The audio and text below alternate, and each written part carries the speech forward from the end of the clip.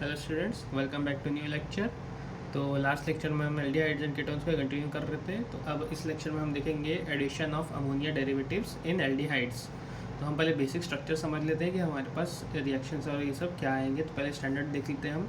यहाँ पे हमें एक डबल बॉन्ड कार्बन और एंड ऑक्सीजन का लिया है, जहाँ पे ऑक्सीजन लोन पेयर होता है, इसलिए डबल बॉन्ड कैरेक्टर इसके पास आएगा। साथ में हमने H2N दैट इज़ NH2 अमीन को हमें लिया है, और Z जो होगा एक अल्काइल ग्रुप होगा जो कि चेंज होता जाएगा एवरी टाइम। उसके बाद हमारे पास एक यहाँ पे आएगा, वापस से हम उसका एक इंटरमीडिएट बनाएंगे। इंटरमीडिएट में हमारा एक अल्कोहल रहेगा, एंड जेड पे जो भी हमारे पास हम अल्काइल ग्रुप को ऐड करेंगे वो रहेगा। फिर उसके बाद हम उसको दिखाएंगे, तो यहाँ पे हमारे पास वही अल्काइल ग्रुप आएगा, एंड देन वाटर एक्सेस में हमारे पास बाय प्रोडक्ट बनेगा। तो हम देख लेते हैं कि अगर जेड जो है हमारा अल्काइल ग्रुप जो है रिएजेंट, अगर हम देख लें तो अमीन है, तो हमारे पास शिफ्ट बेस बनेगा। और अगर हमारे पास जैसे कि H पे आ जाते हैं, यानी कि यहाँ पे अमोनिया बन जाएगा, अमोनिया रिएजेंट है, तो हमारे पास इमीन बनेगा। देन अगेन हमारे पास अब हम देखेंगे वापस से इमीन के बाद में हम अल्कोहल का अगर ऐड करें तो हमारा हाइड्रोक्सिल अमीन का रिएजेंट रहेगा, एंड ऑक्साइम हमारे पास प्रोडक्ट बनेगा।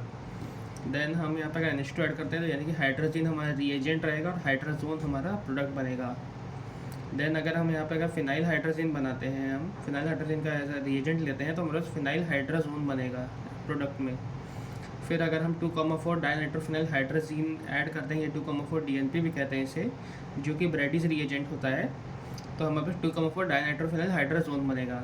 लास्टली हम देख लें, अगर यहाँ Z की जगह पे अगर हम सेमी कार्बा Z बनाते हैं तो सेमी कार्बाजोन बनेगा। अब हम देख लेते हैं रिडक्शन का लिए, तो रिडक्शन अगर करेंगे हम अल्कोहल के लिए from aldehyde and ketones. Aldehyde में अगर हमको एल्डिहाइड से 1 डिग्री अल्कोहल बनेगा, तो उसके लिए हमारा रिएजेंट लेंगे H2PD, LiAlH4 एंड NaBH4। और कीटोन से हम ऐड करते हैं तो हमारे 2 डिग्री अल्कोहल बनेगा।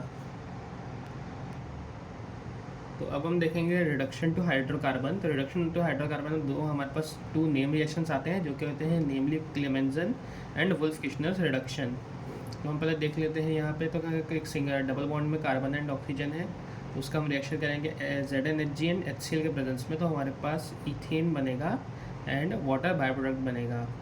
अब यहाँ पे आने का आप रीज़न देख लेंगे। यहाँ पे कार्बन के डबल बॉन्ड ओपन हो जाते हैं, और जहाँ पे हमारे पास HCl से हमारे पास हाइड्रोजन आ जाता है, और यहाँ पे एक हाइड्रोजन ऑलरेडी ऐड हो जाता है, और ऑक्सीजन जो है जो कि लोन पेयर है, तो वो हाइड्रोजन H2 के साथ में बाय प्रोडक्ट बन जाता है। नेक्स्टली हम देख लेते हैं वुल्फ-किशनर रिडक्शन को। तो यहाँ पे देखिए सेम हम डबल बॉन्ड लिया है, जहाँ पे हमने रिएक्शन कराया है NH2 के साथ में एंड वाटर के प्रेजेंस में। तो हमारे पास एक डबल बॉन्ड कैरेक्टर बनेगा, जहाँ पर ऑक्सीजन से ज़्यादा जो लोन पेयर की पोलैरिटी रहती है वो नाइट्रोजन की रहती है, इसलिए यहाँ पर ऑक्सीजन की जगह नाइट्रोजन आएगा। तो NNH2 यहाँ पे हमारे पास आया। ये हमारे पास अभी इंटरमीडिएट प्रोडक्ट है। उसके बाद हमने इसका रिएक्शन फिर से कराया KOH यानी पोटेशियम हाइड्रोक्साइड या फिर इथाइलिन ग्लाइकॉल में, और यहाँ पे हीट के प्रेजेंस में बनाएंगे तो हमारे पास फिर से CH2 बनेगा, एंड N2 जो है वो रिलीज़ होगा। नेक्स्टली हम देख लेते हैं ऑक्सीडेशन के बारे में। तो ऑक्सीडेशन में हम देखेंगे कि ऑक्सीडेशन बेसिकली होता क्या है, कि हम एल्डिहाइड से ऑक्सीडाइज करेंगे कार्बोक्सिलिक एसिड में। तो यहाँ पे हमारे 2 टेस्ट आते हैं, that is Tollens test and Fehling's test. तो नेक्स्टली अब हम देखेंगे यहाँ पे टॉलरेंस टेस्ट को। टॉलरेंस टेस्ट में हम पहले देख लेते हैं एल्डिहाइड में हम ऐड करेंगे टॉलरेंस रिएजेंट, जो कि होता है अमोनिकल सिल्वर नाइट्रेट सोल्यूशन। इसे हम कहते हैं अमोनिकल सिल्वर नाइट्रेट सोल्यूशन। तो यहाँ पे हम प्लस अल्कोहल को भी ऐड करेंगे, तो हमारे पास RCOO and 2Ag that is silver mirror plus water and NH3 हमारे पास प्रोडक्ट्स बनेंगे।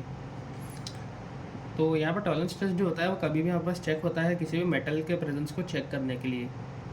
तो अब हम देख लेते हैं फेलिंग्स टेस्ट को। तो फेलिंग्स टेस्ट में हम देखेंगे एल्डिहाइड में हम ऐड करेंगे फेलिंग सोल्यूशन A, एंड यहाँ पे हमारे पास अल्कोहल भी ऐड करेंगे, तो हमारे पास RCOO that is carboxylic acid बनेगा, एंड साथ में ब्राउन पिपेट के फॉर्म में हमारे पास CU2O के फॉर्म में आएगा, और वाटर एक्सेस में आएगा।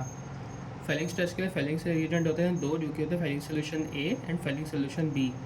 फेलिंग सोल्यूशन A जो होता है वो उसे एक्वस कॉपर सल्फेट कहा जाता है, एंड फेलिंग सोल्यूशन B जो होता है वो होता है एल्केलाइन सोडियम पोटेशियम टार्टरेट, या फिर उसे रोशेल सॉल्ट भी कहते हैं।